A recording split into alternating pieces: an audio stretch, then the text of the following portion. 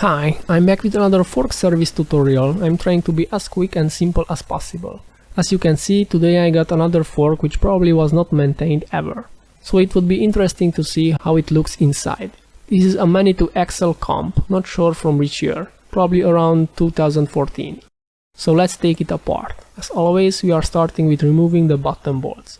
The first one is a 12mm regular bolt, should come loose without any problem. The other one is a 8mm hex, so here you need an Allen key. After removing the bolts, you need to pull down the lower legs, like I did. Try to be careful, do not force it. If it does not come loose, put back the 12mm bolt halfway and hit it with a hammer. Then it should come loose. After removing the lower, need to inspect the stanchions. Check for any damage like scratches or rust marks, especially on the area where the two rubber seals is. After this, check the two thinner legs. Is there any water, dirt, sand or grease? If your looks close to this one, then you are a lucky guy. These seals worked okay, and the inner parts were protected. Let's see the lower. At the first sight this looks pretty bad, but after removing the extremely unnecessary dust cap from the dust seals, there are only a small amount of sand around the rubber seal, which should be cleaned before the process, by the way. Sorry. So this does not look bad either. Now let's remove the two tiny springs from the dust seals and clean them as good as you can. I don't really recommend to use any kind of degreaser on this rubberized plastic material, so only clean with paper, towel and clean rag. Now go back to the upper part. Here it is important to mark the order and the direction of each element.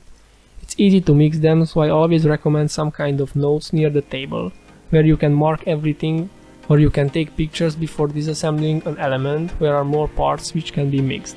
Even if it looks like there are no dirt and full of grease, you should clean it and regrease the parts.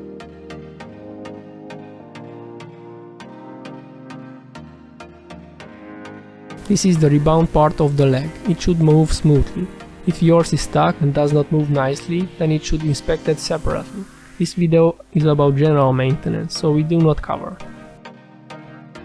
Get back to work. Now we have to check the springs in the left leg. Unscrew the bolt from the plastic cap, then remove the hex bolt and there is a spring.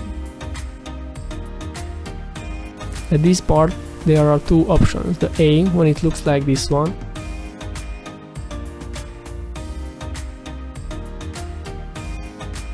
and B when it's rusty like it came from underwater.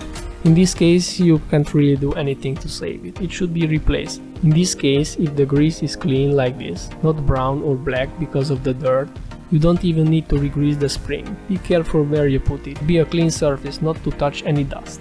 Don't forget to remove the short pipe from the leg, this one should be cleaned and greased completely. Check the inner part of the stanchion, if the springs looks good, this should be okay as well. If it's rusty, then this would be rusty as well. You can't really do much about it. However, in the most cases, there should be only grease on the edges. Take your time when cleaning the inner parts. You can use isopropyl alcohol when cleaning metal, however try to clean the rubber and plastic parts without any degreaser.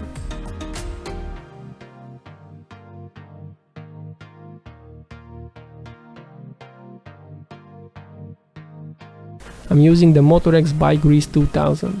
It's a great quality grease which can prevent corrosion. Need to mention again, make photos or notes about the part. It's important to place back every seal and spacer in the correct order when assembling. I know you want to do this as quickly as possible. You're almost ready and you can ride your bike. So using your notes or this video to place back every piece one by one after greasing them.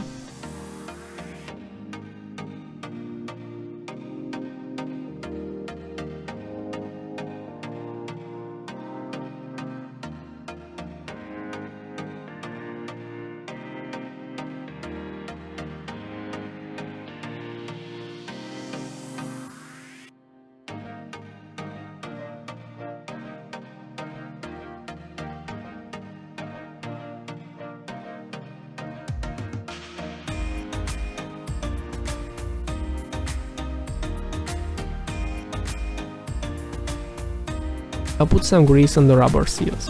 This time I'm using SRAM butter. This is a specific grease which is recommended on this part. You don't need too much here. Excess will be cleaned afterwards.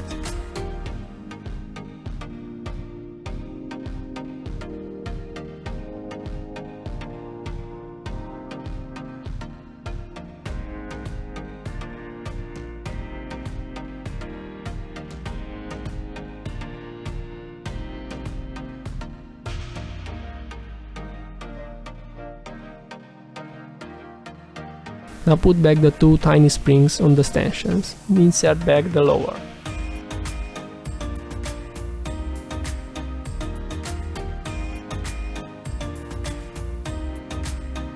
Now the two bolts. You should tighten it by feel, because I'm pretty sure no one has a torque wrench.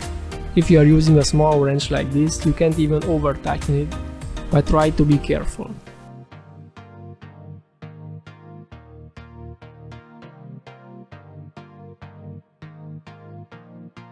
Now the two springs need to be hooked back to the rubber seals, and we are ready. Now need to test it. Place it on a wooden plate or put on some rags and compress it a few times.